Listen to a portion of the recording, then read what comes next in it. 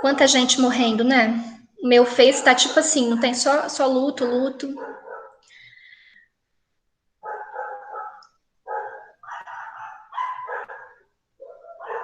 Vocês estão ouvindo bem? Sim. Beleza, gente, eu vou começar, e aí, se alguém puder, Maria Eduarda, você que é a líder, pôr no grupo lá, que eu vou aceitando quem puder entrar, porque eu vou explicar um conteúdo hoje referente à prova, né? E também eu passo a lista de chamada ao final. Então, vamos lá. O nosso último encontro em videoconferência foi o trabalho. Depois, na semana anterior, eu postei para vocês alguns vídeos e também uma atividade avaliativa. Já sobre o conteúdo que eu vou trabalhar hoje, né? Porque as videoconferências, elas são mais para fechar as ideias, para responder perguntas, para aprofundar um pouco aquilo que foi trabalhado, do que exatamente para iniciar um conteúdo. A gente espera que vocês cheguem aqui na videoconferência com alguma noção acerca do que vai ser trabalhado. E naqueles vídeos que eu pus no AVA, ainda na semana anterior, vocês puderam observar que o conteúdo seria a BNCC de língua portuguesa, e um dos eixos de estudo da BNCC em língua portuguesa, que seria o eixo oralidade para os anos iniciais, assim. Então, esse que é o assunto da aula, né? Lembrando que a gente vai, pelas próximas aulas, trabalhar um pouco a BNCC de língua portuguesa. O que é a BNCC? Bom, vocês sabem o que é a BNCC.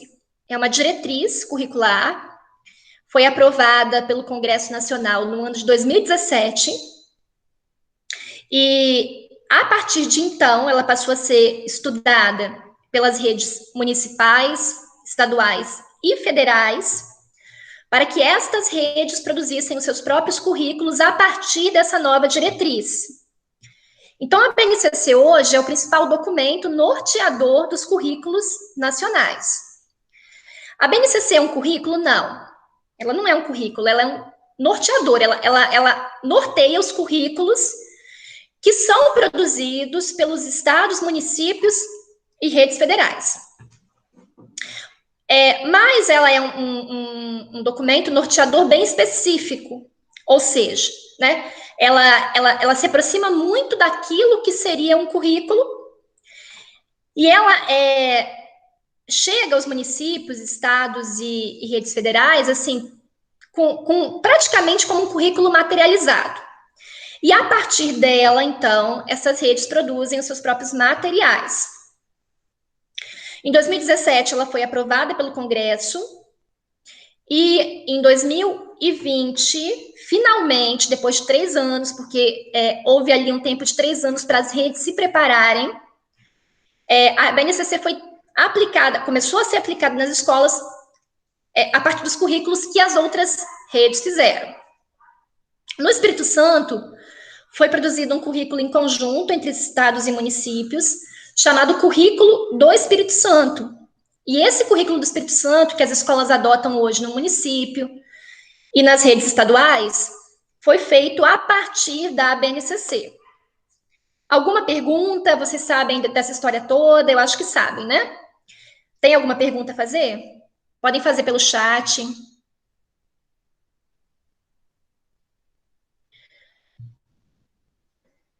Dessa forma, os cursos de pedagogia, eles começaram a estudar a BNCC, né?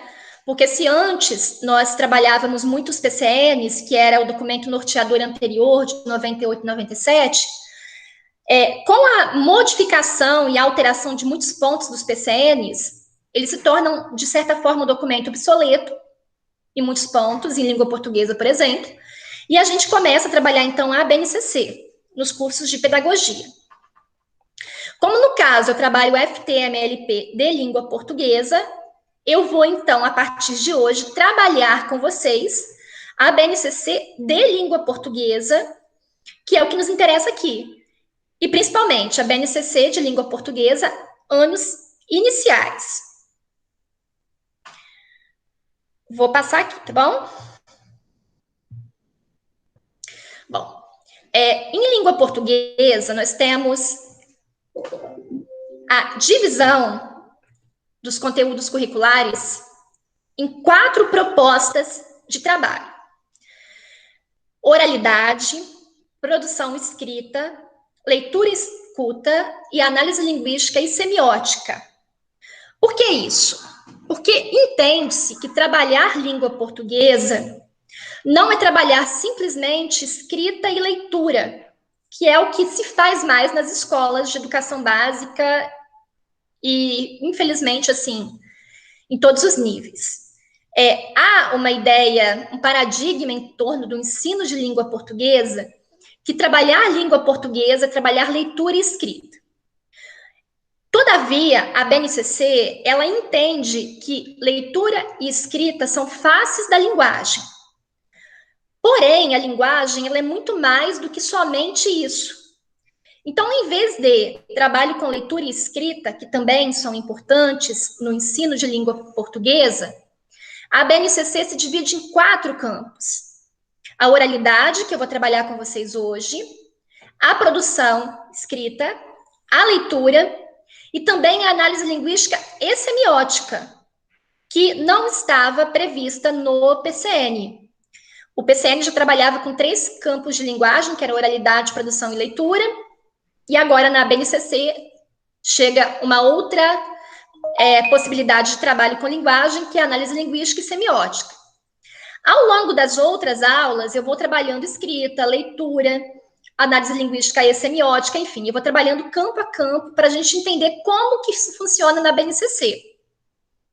Mas hoje, a gente vai especificadamente estudar o campo da oralidade.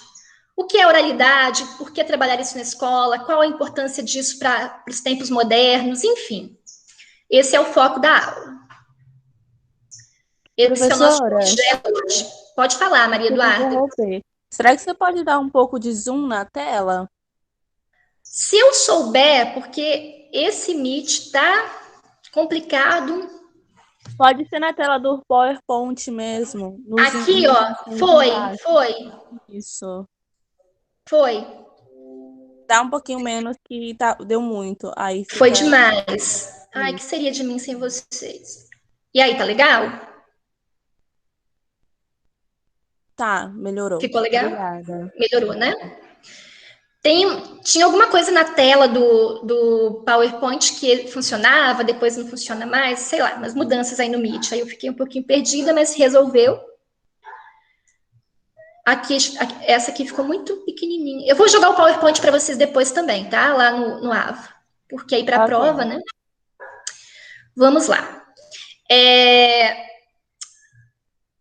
Nós temos uma escola que ainda, ela, de certa forma, está muito ligada a alguns paradigmas de um ensino muito tradicional, assim, sabe? Então, existem alguns mitos, né, que enfim, falas que surgiram aí muitas vezes do senso comum, falas empíricas, que estão, assim, ainda na mente do trabalho com língua portuguesa. Como eu já venho falando com vocês aqui, assim, em relação ao ensino de língua portuguesa e, às vezes, em relação ao ensino em geral. Então, algumas questões relativas a esses mitos, eles atrapalham em muito o trabalho com o ensino da oralidade em língua portuguesa. Alguns desses mitos são: professor bom é professor que tem sala em silêncio.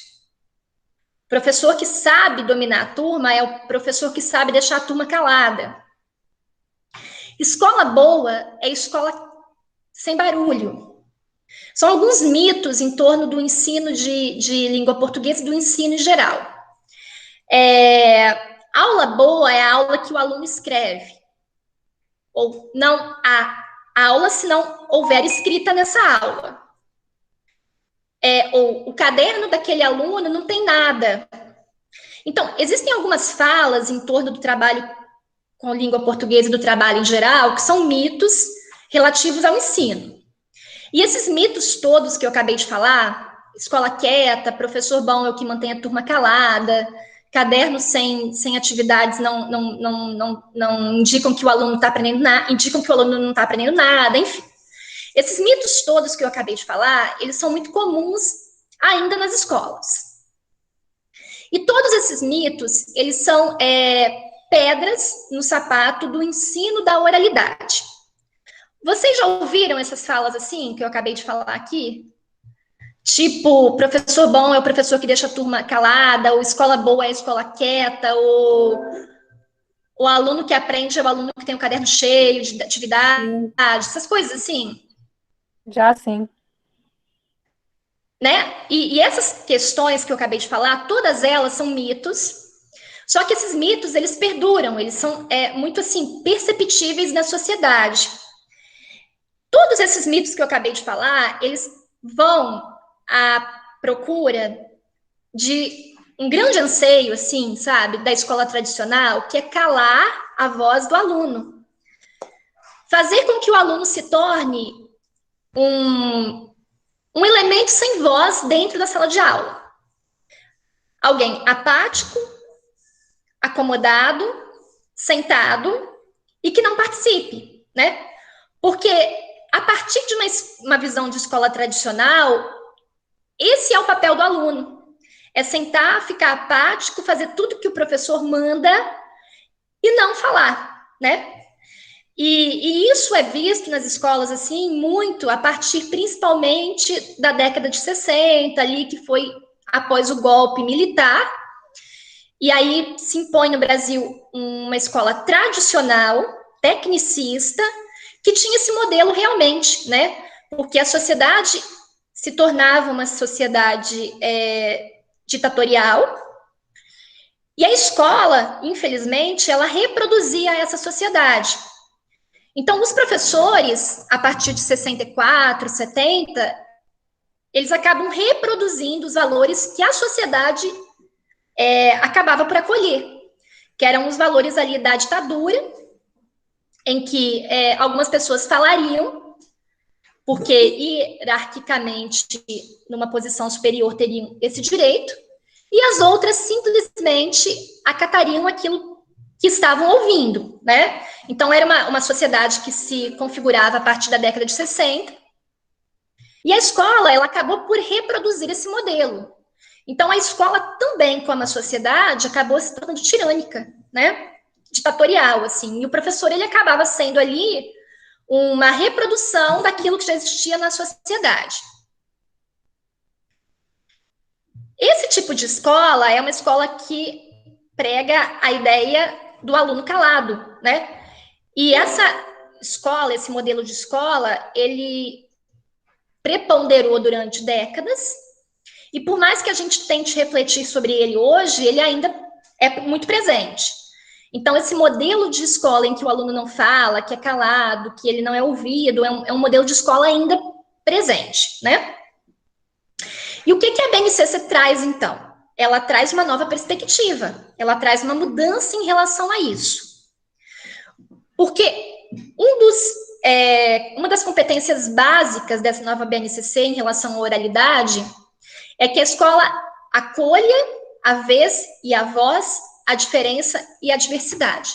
Ou seja, que a escola ouça o seu aluno naquilo que ele tem a dizer, nas diversidades que ele traz, e que ela acolha essa voz e essa diversidade. Então, uma das ideias da BNCC é que o aluno tenha direito a falar, que o aluno seja ouvido, que a voz dele seja uma presença em sala de aula. Uma outra situação também relativa à oralidade na BNCC é que o aluno ele tem de ter o entendimento de que a fala, ou seja, a oralidade, a voz dele, ela precisa ser ouvida, mas também adequada às diversas situações comunicativas. Então, em termos gerais, a BNCC, ela traz a ideia de que o aluno ele deve fazer o uso da língua oral de acordo com as necessidades do seu contexto. Mas não existe essa de se calar, cala a boca, já morreu. O aluno tem que usar o espaço de sala de aula para conversar e falar sobre si, sobre o mundo. E aí, né, a gente tem uma questão. Por que é tão importante a oralidade? Por que o retorno dessa oralidade para a sala de aula? Por que a língua oral é importante? E a BNCC, ela nos leva a fazer um retorno, assim, um pouquinho para a história do mundo. Porque se nós temos 4 campos de linguagem, 4 faces da linguagem, e uma delas é a oralidade, qual a história da oralidade na humanidade? Assim, há quanto tempo os seres humanos trabalham sobre a perspectiva desse campo da linguagem?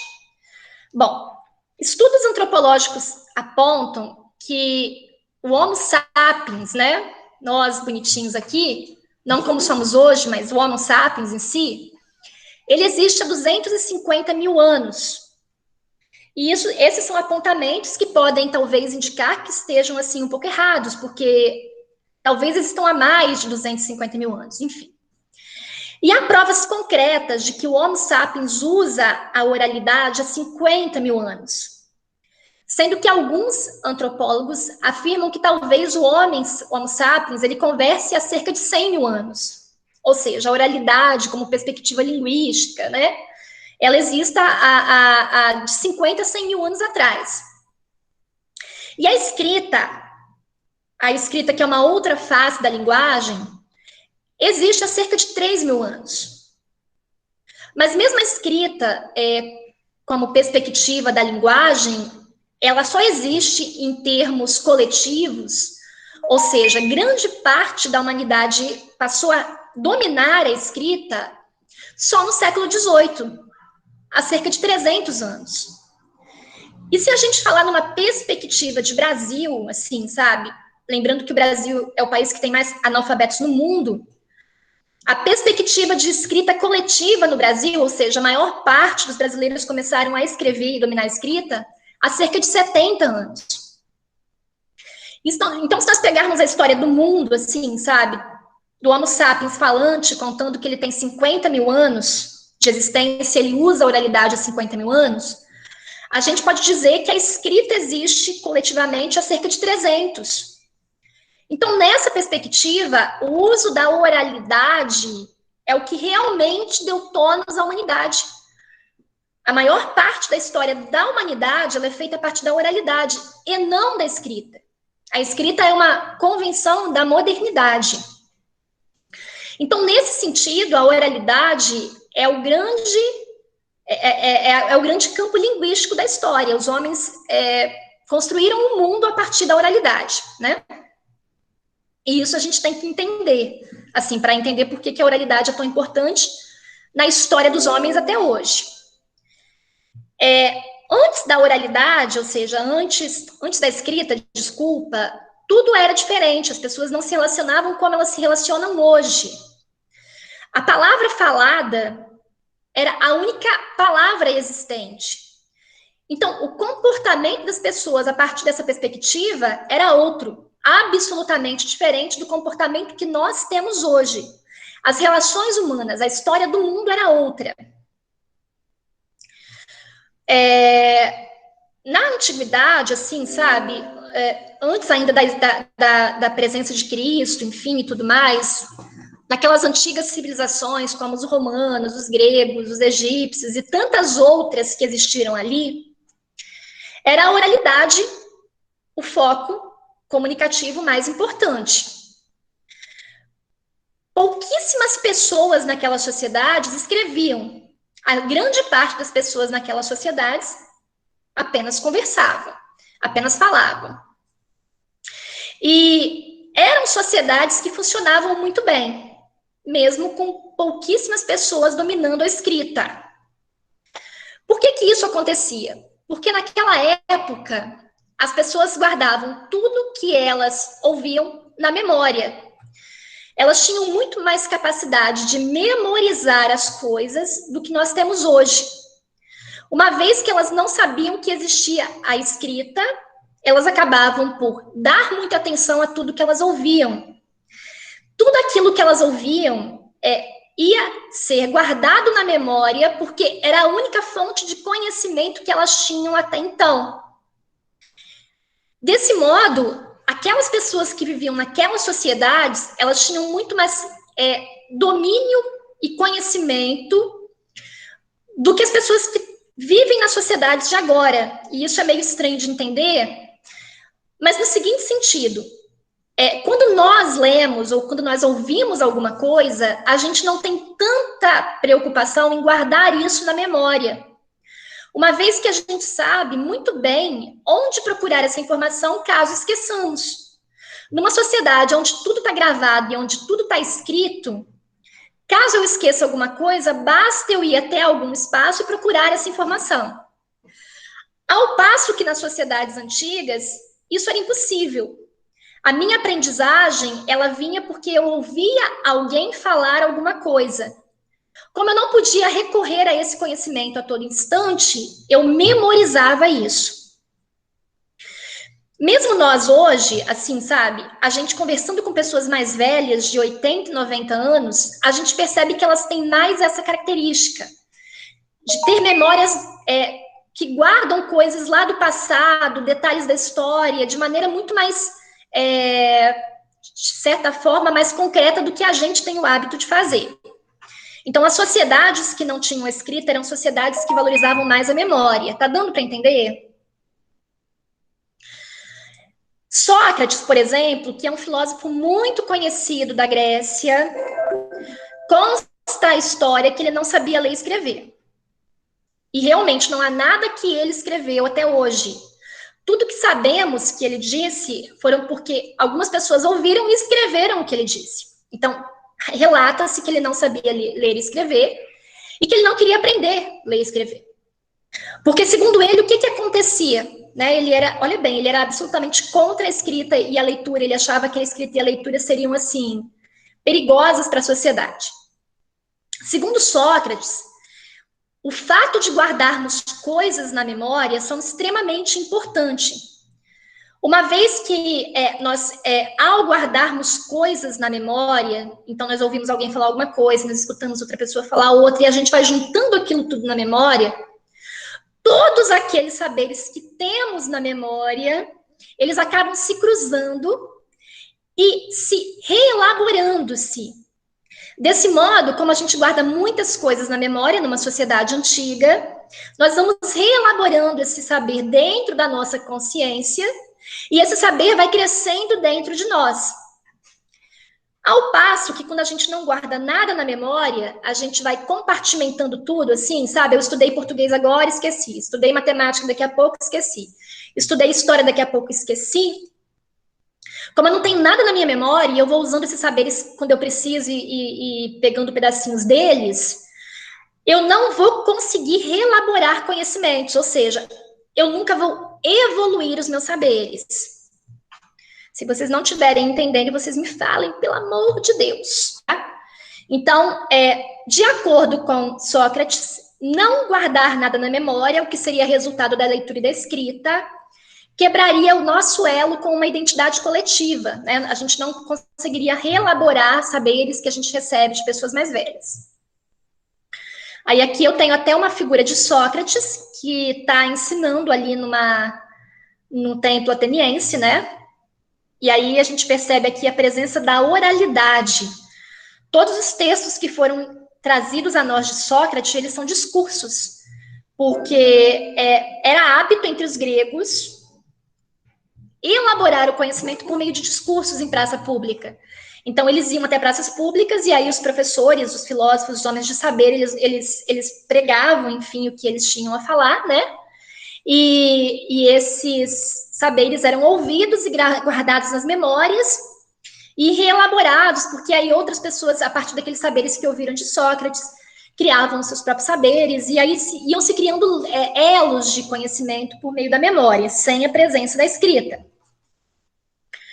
Sócrates não lia, Sócrates ouvia, né? Sócrates não escrevia, Sócrates falava. E aí eu tenho um exemplo aqui desse modo, né, importante da oralidade na Idade Antiga. Mas na época de Sócrates, a escrita já existia. Poucas pessoas a dominavam, e ele já prevê ali, como grande sábio que era, algumas consequências desse campo da linguagem para a sociedade. Bom, e aí passam-se décadas e décadas e séculos, e a gente chega no século XVIII. O século XVIII é um século de muitas mudanças na história da humanidade. Dentre as coisas mais importantes que ocorrem aí, né, a Revolução Francesa. A Revolução Francesa, ela é uma revolução também burguesa. Então, é uma revolução que tem por detrás ali, né, as cabeças que pensam essa revolução, são as cabeças do capital. Então, ela é uma revolução capitalista, de certa forma, né?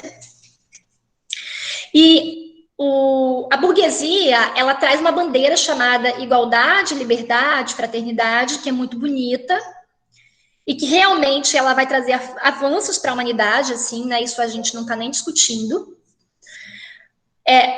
E uma das ideias da igualdade era a relação da igualdade para o saber, né? Então, a burguesia, no século XVIII, ela traz a ideia de que todos têm direito à educação. Então, é a partir do século XVIII que muitas escolas começam a ser construídas na Europa e que as classes populares começam a ir a essas escolas.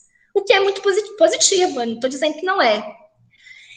Essa revolução burguesa que dá a escola a todos, né, ela chega ao Brasil tardiamente, no início do século XX, que é quando o Brasil também começa a intensificar as escolas primárias no interior e começa ali essa democratização da educação. Então, no século XVIII, no caso da Europa, e no século XX, no caso do Brasil, a gente tem ali um movimento que leva à preponderância da escrita sobre a oralidade. Ou seja, as pessoas começam cada vez mais a darem valor à escrita e menos à oralidade, né? Então, é um momento ali crucial na história da humanidade em que a oralidade, ela perde o seu espaço para a escrita. As relações humanas começam a ser substituídas da fala para a escrita. Bakhtin e Zumthor são dois grandes estudiosos, o Bakhtin da linguagem e o Zumthor das relações históricas, assim, ele é mais um estudioso das relações sociais, né? E eles escrevem duas obras muito importantes acerca dessa virada na humanidade, né? Em que as pessoas começam a abandonar as relações por meio da oralidade e passam a criar relações por meio da escrita. Em termos gerais, porque eles fazem assim livros maravilhosos sobre isso, mas não dá tempo de falar aqui, eles afirmam o seguinte: essa preponderância da escrita, ela muda tudo. Por quê? Porque ela afasta as pessoas da vida comunitária, dos espetáculos improvisados, das técnicas de colagem, né? Segundo eles, após o surgimento da escrita e após a preponderância da escrita, as pessoas começaram a abandonar a relação com a memória e aí começaram a abandonar também certos hábitos e valores que existiam numa sociedade anterior, né? Então, em termos gerais, o que eles afirmam aqui? Que a sociedade que se volta mais para a escrita, ela abandona o velho. A figura do velho passa a ser desimportante, diferente das sociedades anteriores. Nas sociedades em que a escrita não é preponderante, o velho, ele é a pessoa mais importante dessa sociedade, porque o velho, ele tem memória, ele tem muitos saberes. Então, as pessoas recorrem aos velhos para o conhecimento. É muito comum, então, que as pessoas mais velhas sejam respeitadas e ouvidas. Numa sociedade onde se prepondera a escrita, o velho, ele perde absolutamente o seu valor e ele passa a não ser ouvido mais, né? Então, existe uma quebra de elo, assim, muito perigosa entre gerações. Porque se nas sociedades antigas os netos ouviam e aprendiam com os avós, nas sociedades atuais, os netos não recorrem aos avós. Como é uma sociedade capitalista, eles não recorrem nem aos pais, porque os pais trabalham o dia inteiro. E eles geralmente, então, recorrem a pessoas da mesma idade ou recorrem à internet, a youtubers, as pessoas que têm as mesmas idades que eles têm, para aprender alguma coisa. Nessas sociedades, então, como a que nós vivemos agora, esse elo do passado, que era uma tradição, se quebra, e as gerações mais jovens, elas não têm contato oral com as gerações mais velhas. Há uma quebra absoluta entre uma geração e outra. Isso é perigoso? Isso é perigoso. Porque uma coisa é você recorrer ao saber por meio de uma pessoa que teve a experiência com aquele saber. Então, é você ouvir dela a partir daquilo que ela viveu, reelaborou e aprendeu com a experiência. E outra coisa é você aprender lendo, simplesmente alguma coisa, né? Os saberes que chegam a você por meio de uma pessoa que viveu aquilo e os saberes que chegam a você por meio de uma pessoa que escreveu sobre aquilo, enfim, ou que tem a mesma idade que você, são absolutamente diferentes. Então, assim, um dos problemas dessa sociedade, né, em que a escrita prepondera é essa. Outro problema, o antigo passa a significar algo antiquado, né? O jovem começa a relacionar a ideia de velho a algo antiquado, a algo que não tem valor, que tem ali uma relação também com a ideia do não valorizar o velho, enfim, de toda maneira, né? A busca pela juventude a qualquer preço. Então, enquanto em sociedades orais o envelhecer era admirado, os cabelos brancos, as rugas, aquilo era motivo de respeito e admiração das pessoas mais jovens. E a pessoa ela não envelhecia em sofrimento por estar envelhecendo, porque ela entendia o valor que ela tinha naquela sociedade, né, a função dela ali. Nas sociedades atuais, a busca pela juventude a qualquer preço, a pessoa vai envelhecendo e buscando ser jovem, né, e se envergonhando ali dos anos que vai, enfim, né, avançando. E para piorar, né, segundo Bakhtin e Zumthor, e alguns outros psicanalistas e psicólogos da área, quando existe essa quebra, ou seja, quando as gerações mais jovens elas perdem o contato com as suas raízes, com os seus antepassados, com os valores e com a identidade dela, ela se torna individualista. E a individualidade, ou seja, essa pessoa que não tem elo, não tem relação familiar saudável, que não entende a sua identidade, que não sabe, assim, de onde veio. Essa pessoa, ela tem uma tendência, e isso a gente vê na sociedade moderna hoje, a se entregar à depressão, a desenvolver o pânico e até a flertar com o suicídio. A depressão, o pânico, o suicídio e outros problemas psicológicos são problemas da modernidade, eles não existiam no passado. E eles não existem em sociedades coletivas onde a escrita existe. Por exemplo, as sociedades indígenas não têm esse problema. As sociedades tribais africanas não têm esse problema. E por que esses problemas não ocorrem nessas sociedades? Porque as pessoas dessas sociedades, elas se entendem como alguém coletivo, alguém que pertence a um grupo. E não exatamente um indivíduo sem elo, né? Eu não sei se eu consegui explicar aqui de maneira geral, porque eu estou pegando assim muito no geral da coisa, tá? Porque é um assunto que demanda tempo que a gente não tem.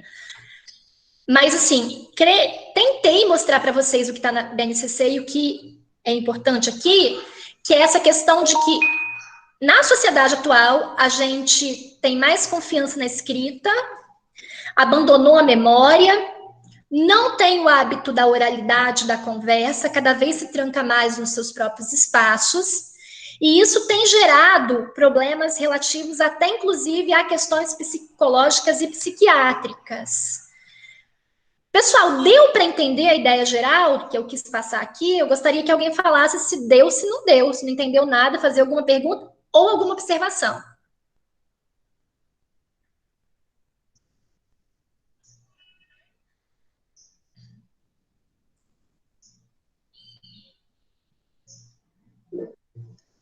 Deu para entender, Maria Eduarda? Você concorda, discorda? Pode abrir o microfone para falar? Não são ideias minhas, eu estou trazendo ideias de alguns autores. Vocês podem discordar. Vocês podem exemplificar isso, não sei.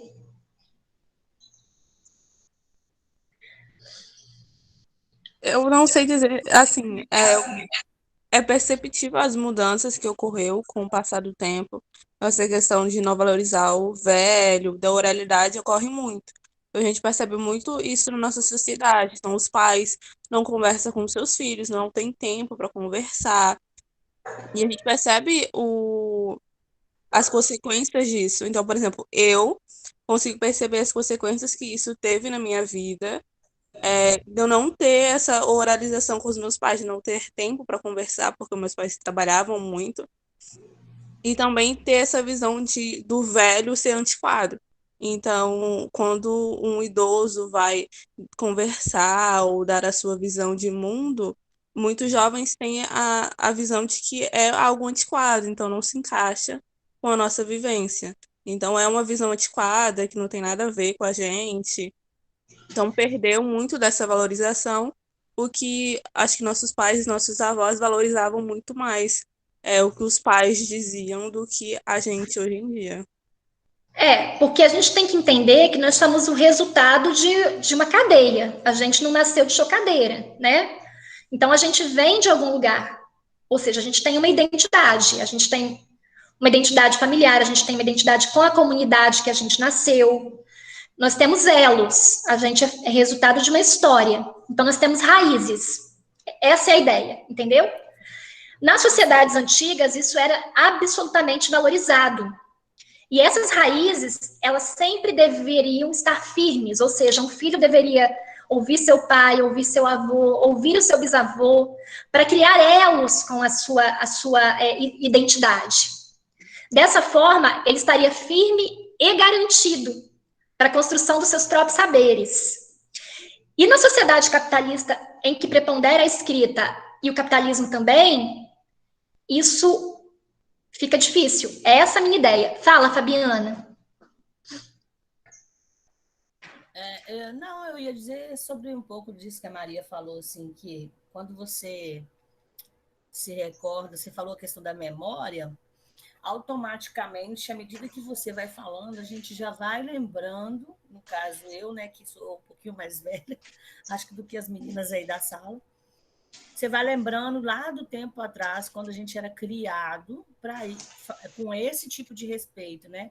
Você era obrigado, no meio da sua convivência familiar, eu tinha a obrigação de chegar, e meu pai já falava, né? Dá benção aos seus avós, dá benção aos seus tios. Você não podia passar direto.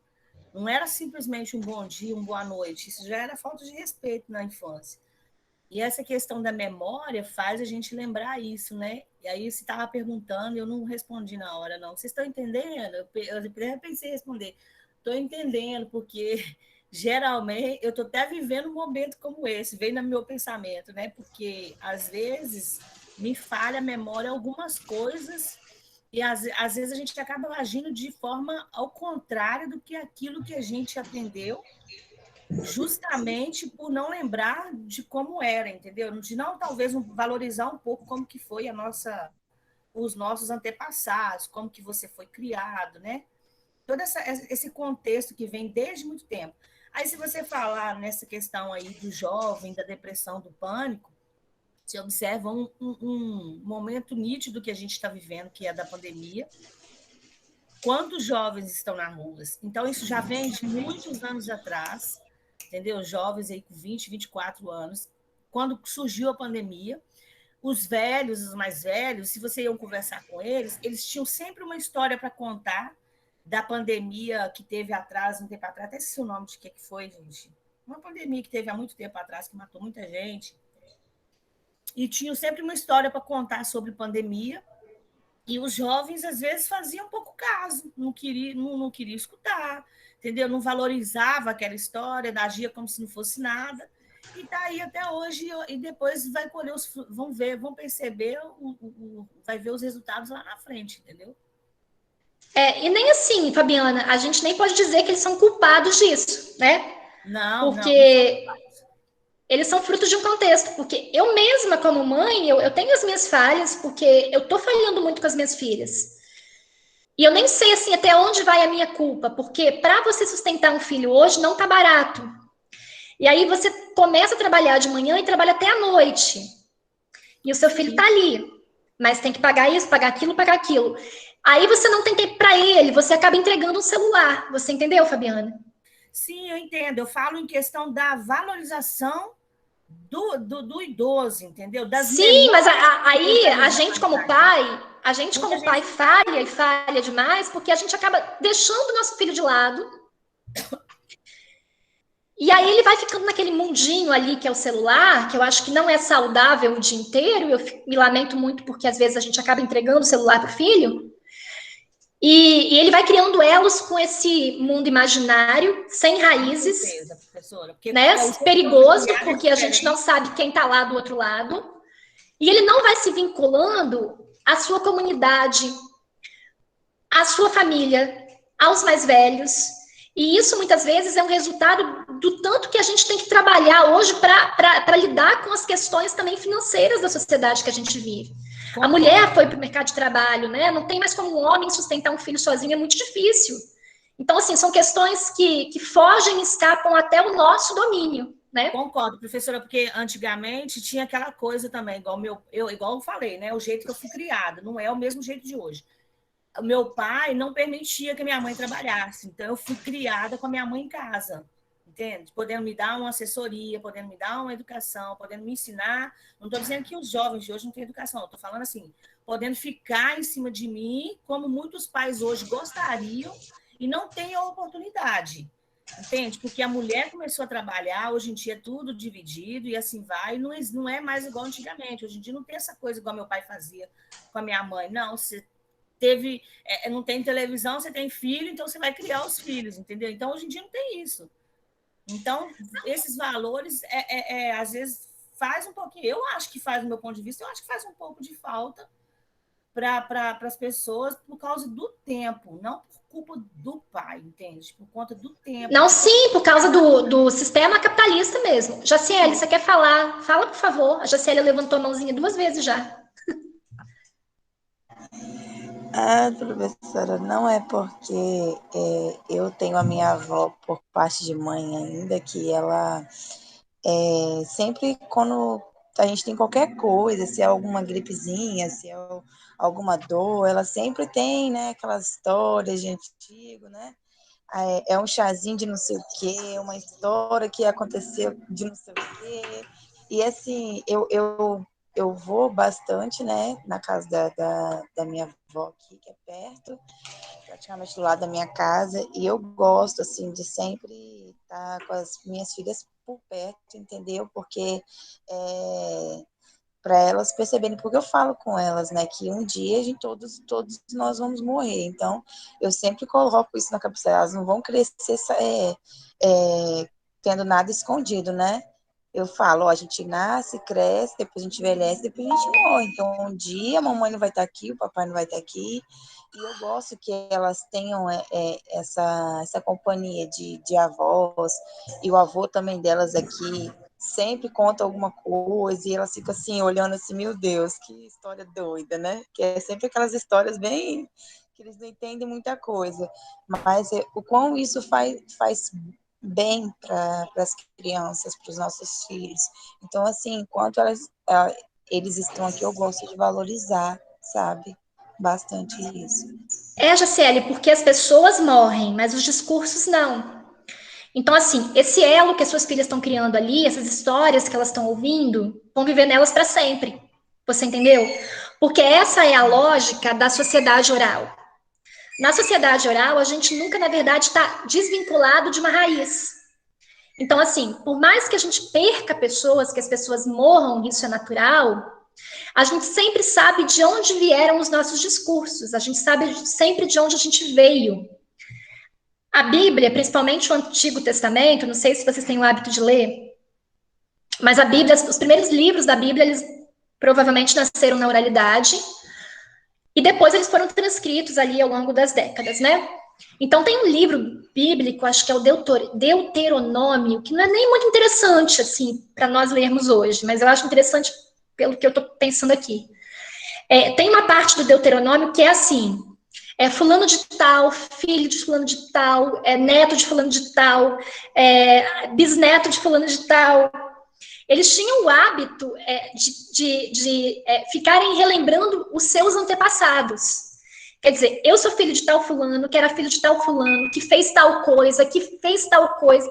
Então, Só para registrar aqui, nesse livro bíblico, né, que a priori parece não ser muito importante, a gente tem ali a visão da valorização desses antepassados, ou seja, dessa memória, do entendimento que eu estou aqui, mas eu tenho um elo, eu tenho uma identidade, e eu tenho que preservá-la, porque é essa identidade que me liga a uma história e me dá sanidade, né? E eu acho interessantíssima, assim, essa história. Fala, Jaciele. Sim, e também eu gosto de atividades que alguns professores, né, ainda mandam sobre árvore genealógica. Eu amo essas atividades porque, igual esses dias, minha filha fez, só que foi só até os avós, né? Avós maternos e paternos. E aí, tipo assim, para procurar de onde nasceu, né, em qual lugar, e ela foi, tipo assim, para perguntar, porque, como eles não sabem, né?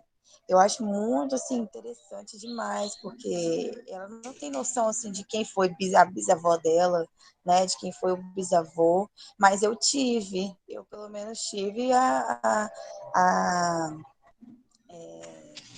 essa prioridade, né, de conviver um pouco com a minha bisa, mas muitas crianças hoje em dia não estão tendo. Não, sim, tem muitas que não conhecem nem os avós. Eu faço essas perguntinhas, às vezes, na escola que eu trabalho de ensino médio, e tem gente que fala assim, não sei, alguns moram, inclusive convivem, outros falam, não sei. É muito comum que não tenham convivência e nem saibam quem é. Aí a minha pergunta é, vocês conversam? Nossa, ali as adolescentes de hoje têm raríssimos hábitos, assim, de ter uma relação próxima com os avós. E isso tem um impacto também na escola, porque o professor também ele é de uma outra geração. Então, esse aluno que ele não cria o hábito de conversar com pessoas mais velhas em casa, ele geralmente também não ouve o professor. Porque ele já associa esse professor a alguém também que tá antiquado, né? E tem até algumas pessoas que falam assim, o professor tem que chegar na sala, fazer brincadeira, ser igual um palhaço, para chegar no aluno, fazer gíria, não sei o quê. Eu falo, meu Deus, né? Como que a gente tem que fazer uma série de exercícios quase assim, inumanos para chegar neles, né? A gente tem que parecer mais jovem, falar gíria, fazer brincadeirinha de adolescente, não sei o quê. Tem alguma coisa de errado? Por que eles não podem nos ouvir a partir de quem nós somos? A partir da experiência que temos? Por que isso não pode acontecer, né? Enfim, são algumas questões ali e a gente tem que continuar a aula aqui, porque senão... Então, tá bom. Uma outra coisa que acontece nessa sociedade que a oralidade, que a memória, que os velhos passam a ser vistos como antiquados, né? A palavra perde valor. Então, nas sociedades antigas, se uma pessoa fizesse um acordo com outra, bastava esse acordo. Não existiam contratos, não existiam documentos, não existiam cartórios, não existiam escrituras, não existiam papéis para selar nada.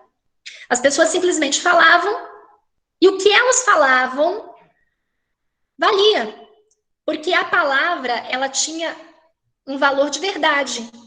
A palavra era vista como algo de confiança. Então, as pessoas entre si tinham relações de confiança muito maiores do que as relações de confiança hoje, que na verdade hoje não existem, né? Quem é que venderia uma casa, quem é que venderia um carro só tratando isso oralmente, né? Nas sociedades antigas isso era muito comum. Eu tenho um tio, por exemplo, que ele era analfabeto e ele deixou uma herança razoável para os filhos, muito boa, e ele antes de morrer, ele não fez nenhum papel, enfim, dividindo as coisas que ele tinha. Ele morreu um pouco rapidamente, mas aí nos 3 dias finais ele dividiu tudo, sabe? Ele falou, fulano fica com isso, fulano fica com aquilo, e eu vou morrer tranquilo. Porque ele era um homem assim. Os acordos que ele fazia, eles eram acordos pela palavra, ele não sabia nem ler e escrever. E na comunidade que ele vivia, ele era um homem respeitadíssimo, porque a vida inteira, da juventude à velhice, ele nunca mentiu. Então, tudo que ele falava acontecia. E ele era ouvido realmente pela comunidade do interior. Aí, com a morte dele, ele deixou tudo separado para os filhos, tudo lindo. E ele morreu feliz. No outro dia, a briga começou. E até hoje, assim, eles estão ainda brigando, porque havia ali um problema de gerações. enquanto para ele a palavra tinha um valor, para os filhos dele esse valor já não existia. A escrita, ela havia redirecionado toda a maneira de pensar dos filhos dele, né? E até hoje eles estão brigando ainda na justiça. Até botei noivado aqui, porque a minha avó me contava uma história e me deixou muito, assim, marcado na minha cabeça isso. Eu falei, gente, avó, como é que aconteceu isso? A minha avó morava em Castelo, que é uma cidade do Espírito Santo, e ela tinha 14 anos e o meu avô tinha 23. Alguma coisa assim.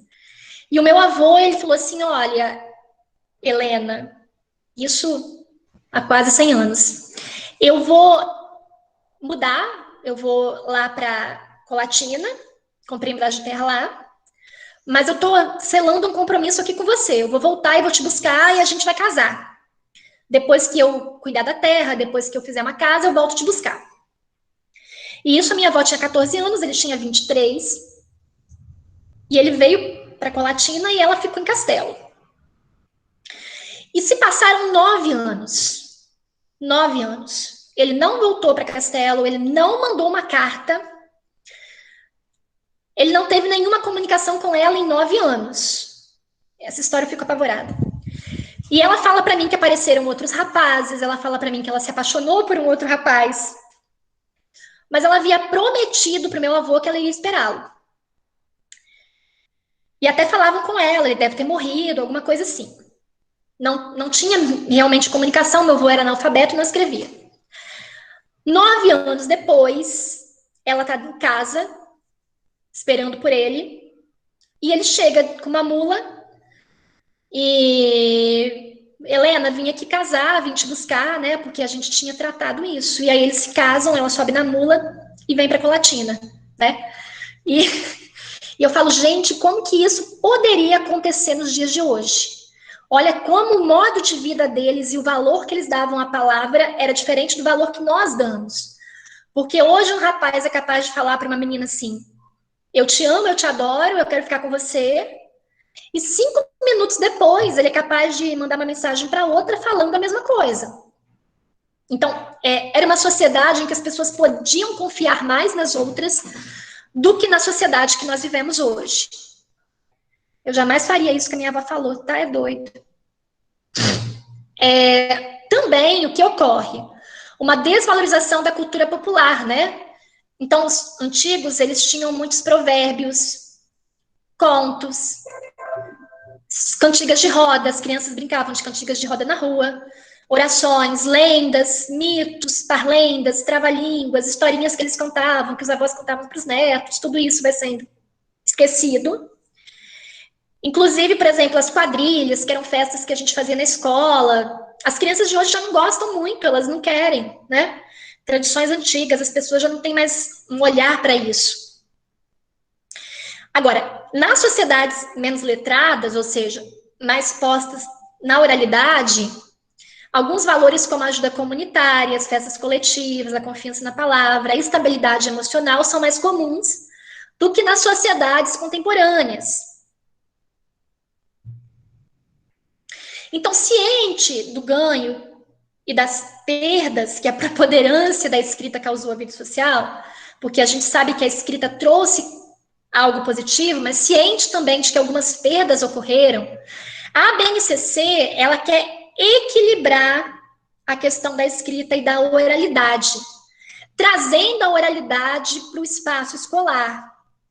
Porque, a partir de tudo que eu considerei, segundo a BNCC, sem a oralidade, né, sem essa relação de fala, de conversa, de troca de informação, de uma pessoa para com outra, de uma geração para com outra, não há construção de memória e pertencimento. Então, se eu não converso com outras pessoas, e se eu não converso com pessoas mais velhas, eu não entendo a minha identidade, ou seja, a minha raiz, eu não entendo de onde eu venho, a quem eu pertenço, né? E se eu não entendo a que sociedade, a que contexto eu pertenço, eu não construí identidade. E se eu não tenho identidade, ou seja, se eu não sei quem eu sou, se eu não valorizo quem eu sou, eu também não construo autonomia e liberdade. Porque eu sempre estarei à procura de uma identidade que não é a minha. Como consequência da perda da oralidade, ou seja, como a ausência da oralidade na vida pública, né? O que ocorre também, segundo a BNCC? A ausência de debates, as pessoas param de conversar, as pessoas param de trocar ideias, as pessoas param de querer crescer a partir das suas diferenças, né? E esses debates que eram tão comuns no passado, que as pessoas iam para o meio da praça, iam para frente da casa, iam conversar nas igrejas e debater sobre o que seria melhor, eles são substituídos por ofensas em redes sociais. Então, é muito comum hoje que as pessoas comecem a se ofender em redes sociais, e isso vem para substituir aqueles debates saudáveis que existiam no passado. As relações familiares, elas passam de ser intermediadas pela oralidade e elas são substituídas por celulares, computadores e televisão. Então, se a televisão era a grande vilã do passado, as pessoas paravam de conversar para se reunir em torno de uma novela, hoje em dia, a televisão ainda foi substituída pelos celulares, né? Então, as pessoas ficavam ali em torno de uma televisão, pelo menos sentadas juntas. Hoje, nem isso. A ausência de conversas, papo furado, encontros em frente à rua, vizinhança, festa popular, quermesse, que eram tão importantes porque as pessoas se divertiam, se distraíam, também foram substituídas. O que ocorre, então? Uma geração em risco, porque cada um no seu canto, conversando com pessoas imaginárias, com pessoas que estão em outro canto, e que, infelizmente, elas não são tão plurais, né? Porque quando eu vou conversar com alguém na internet, geralmente, que eu não conheço, essa pessoa tem tanto em comum em relação a mim que isso é perigoso, né? Então, eu vou me fechando ali em campos que poderiam ser plurais, mas não são. Muitas vezes são pessoas tão parecidas com aquilo que eu penso que estão ali, que isso é até perigoso. E a BNCC traz, então, a necessidade de redirecionar as crianças para o campo da oralidade, para que elas valorizem mais as conversas, os conhecimentos populares e a relação com as pessoas velhas. E, novamente, a gente tem aqui um problema, porque a escola ela acaba tendo que lutar ali, ao trabalhar a oralidade, contra todo um sistema econômico, político e social que não está afim de que as pessoas debatam, conversem, né? Enfim, trabalhem ali por meio da oralidade. Aí eu tenho aqui também uma outra visão, é de que a família já não transmite mais a memória, a família já não pratica mais as práticas de oralidade, e isso acaba sendo uma função da escola, né? O que se torna complicado muitas vezes, porque a escola ela tem que ir na contramão de todo um sistema para resolver um problema que ela não criou, mas que agora está ali nas mãos dela. Podemos continuar? Alguém quer falar alguma coisa? Eu vou ler aqui algumas considerações que vocês fizeram no chat, tá bom? Deixa eu ver aqui. Isso é verdade, a geração de hoje não tem muitos argumentos e nem pensamentos próprios. Eles não conseguem se expressar por meio de palavras, sim, porque eles não conversam com ninguém. Eles só ouvem, ou eles ficam ali, né, trancados num celular, ouvindo gente que pensa exatamente como eles, naquele mundinho. E a Tatiana, também vejo em muitas pessoas a dificuldade em conversar pela fala. Geralmente mandam muitos textos via WhatsApp e outras redes sociais, mas pessoalmente não dizem uma palavra. Exatamente, Tatiana. Fabiana, você quer falar? Você levantou a mão de novo? Pode falar, por favor. Não, levantei não, desculpa. Já estava levantada, né? Você fez uma participação tão boa, né? A escola, historicamente, ela contribuiu para esse contexto, tá? A escola da década de 70, a escola da década de 80 é uma escola tradicional que cala o aluno. Ela cala o aluno por uma questão de disciplina, ela acha que a aprendizagem só existe no silêncio. Ela cala o aluno porque ela é uma escola autoritária, como a sociedade é autoritária, né? Ela cala o aluno porque ela diz que o aluno não sabe falar, e ali tem aquela questão das variedades linguísticas. Então, assim, a BNCC, ela busca reverter todos esses aspectos, trazendo a oralidade para o ensino. Então, o professor hoje de língua portuguesa não é um professor que ensina só leitura e escrita. É um professor que ensina a oralidade.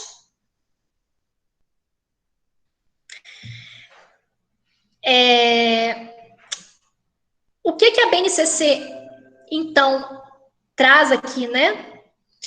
Ela traz a ideia de que é imprescindível para a participação social o uso da fala, da escuta, da oralidade. E aí, pessoal, eu vou deixar para a aula da semana que vem o trabalho com os gêneros da oralidade. Ou seja, falei aqui a importância da oralidade, falei o que a BNCC prevê, falei um pouquinho da história da memória e da oralidade e a importância delas para a relação humana. E na semana que vem eu vou falar sobre os gêneros da oralidade, ou seja, como, e agora no sentido mais metodológico e prático, trabalhar isso em sala de aula. Bom? E aí eu vou jogar esse slide no AVA, né? E semana que vem eu dou continuidade. A prova vai ser o dia 14, é uma prova também na modalidade à distância, remota. E na prova eu vou cobrar os assuntos que eu venho trabalhando desde o primeiro dia aqui, que são origem da língua portuguesa, concepções de linguagem, sociolinguística e variedades linguísticas, BNCC e oralidade. E aí, na semana que vem, eu trabalho os gêneros da oralidade com vocês, ou seja, a parte mais prática e metodológica do que eu trabalhei hoje, porque hoje foi mais teórico. E aí, também faço uma breve revisão para a avaliação, que vai ser no dia 14. E explico um pouquinho sobre a avaliação, tá? O material que eu joguei no AVA, sobre o que eu falei aqui na aula, aprofunda melhor o que eu trabalhei aqui. Então, tem alguns vídeos lá que eu falo sobre isso, tem algumas propostas de leitura. Inclusive, eu joguei um capítulo lá que eu produzi, que foi publicado num livro sobre esse assunto. Eu pesquiso muito, eu gosto muito dessa área. E eu vou jogar também um slide. Tatiana, pode falar.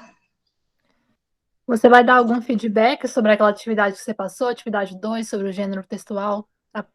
O plano de aula, né, da BNCC que a gente teve que fazer? Eu vou corrigir. Era para ser entregue até ontem, não é? Acho que sim.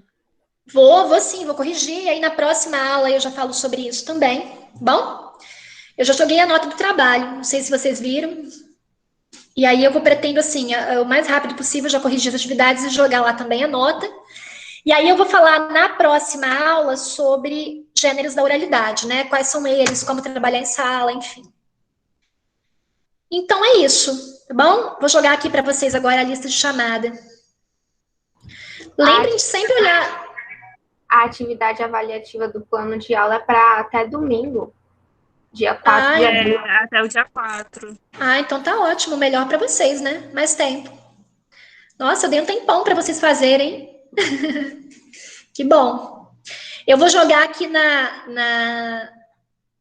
no espaço a chamada, tá bom? Só um minutinho.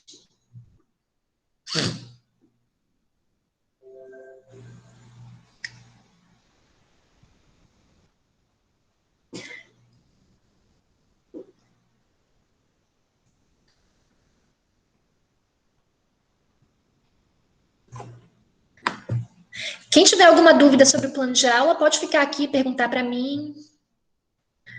Pode jogar perguntas também. Nossa, acho que tá errado, tá? Eu joguei aqui, foi outra coisa, foi o endereço da aula. Só um minutinho. Tá errado.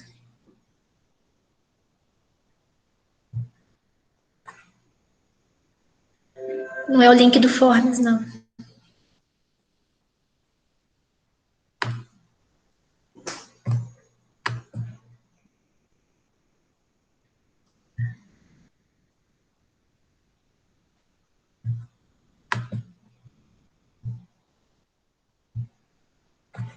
Agora foi.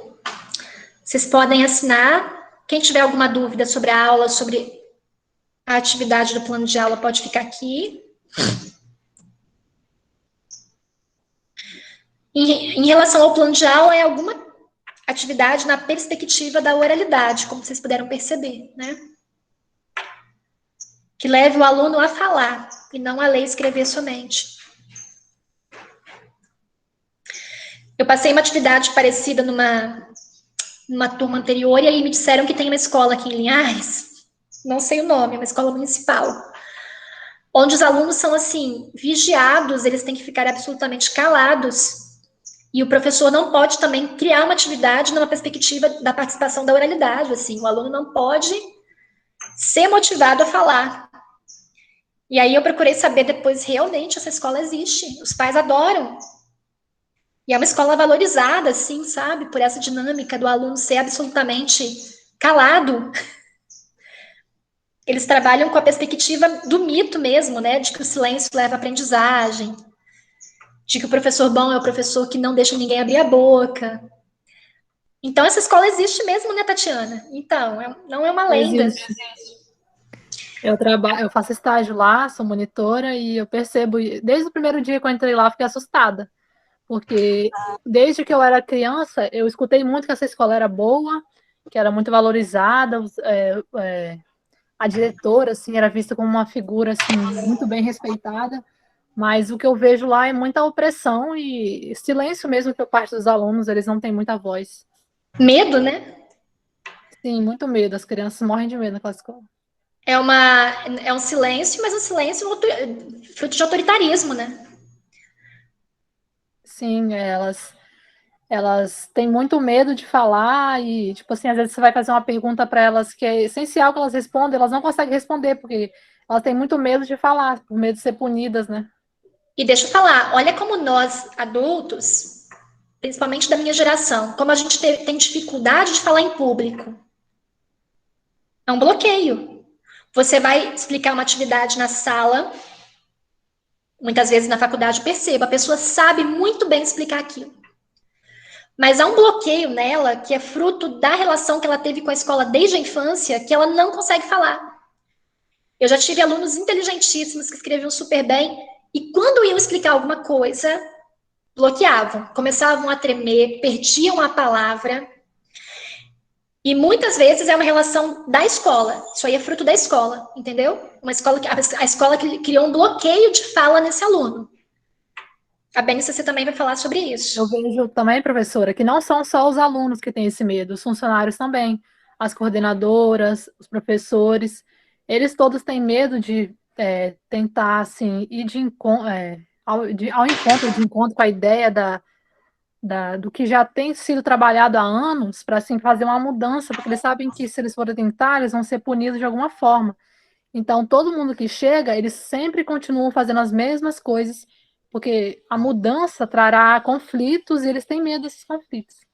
E eu percebo, assim, que a sociedade aprova porque a sociedade é autoritária. Então, a sociedade está de fora e ela aprova esse tipo de escola porque a sociedade é autoritária contra as crianças e é autoritária, né? Em termos gerais, a sociedade brasileira é assim. Eu percebo, por exemplo, o nosso professor Antônio. Vocês conhecem Antônio, que é professor da FACEL? Já foi professor de vocês? É o vereador, que se tornou vereador também? Isso, que é vereador. Ah, conheço ele, mas ele não deu aula pra gente ainda não.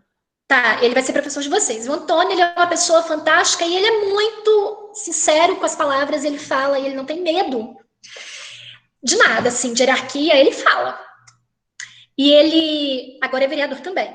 Foi eleito na última eleição agora, né? E olha o impacto que o Antônio tem causado na sociedade linharense. Porque ele é um vereador que fala. Então, ele está lá na Assembleia e ele fala, entendeu? E isso tem causado um constrangimento em algumas pessoas aqui em Linhares que eram acostumadas a só falar e não ouvir, porque estavam em algumas posições que se achavam donas da palavra, né? Que eu acho, assim, fantástico de ser analisado, como a sociedade linharense é uma sociedade conservadora e tradicional que não aceita que todos tenham voz, né? É uma sociedade aristocrática, né, com valores, assim, conservadores ainda muito ligados ali a um passado muito conservador. E aí o Antônio veio, assim, de uma realidade diferente. Eu vejo como que ele, ao usar a voz, ele cria conflitos, entendeu? Mas como ele é corajoso. Então, a sociedade linharense, ela não aceita que todo mundo fale qualquer coisa. E a maioria das pessoas tem realmente medo de se posicionar e coisas assim, né? E quando alguém aparece e começa a falar, sim, Lana, é uma cultura da região norte capixaba, porque é uma região muito de fundamentação, assim, ainda meio coronelista, não tem? A gente teve no passado, no Brasil, essa coisa dos coronéis, de algumas pessoas que eram donas de grandes pedaços de terra, enfim, tinham um poder capital, né? Elas falavam e as outras ouviam. Isso é fruto da ditadura ainda. A sociedade brasileira é assim, né? Jaciele falou como executar os ensinamentos aprendidos na faculdade. É desafiador, porque uma coisa é você aprender a teoria aqui e outra coisa é você ir para a prática. E como a gente fala ainda em professores, né, a gente tem que falar na ideia de um grupo, porque você não muda nada sozinha numa escola. Se o grupo não tiver fechado numa ideia, então é muito comum hoje que você vá para uma escola cheia de ideias e lá encontre um grupo muito acomodado, cheio de medo também, sabe? Porque quando todo mundo se une, aí você consegue enfrentar uma posição mais hierarquizada. Quando não há essa união, é muito complicado.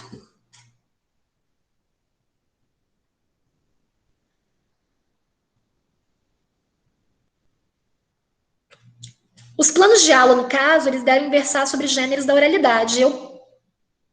A BDCC, ela traz a perspectiva de trabalhos com gênero da oralidade, porque quando a gente fala em oralidade, né, a gente não pode cair naquela falsa ideia também que em sala de aula é deixar o aluno falar a esmo. As práticas de oralidade em sala de aula, é ideal que o aluno fale muito, mas dentro de gêneros, ou seja, dentro de determinados textos que são feitos a partir da fala.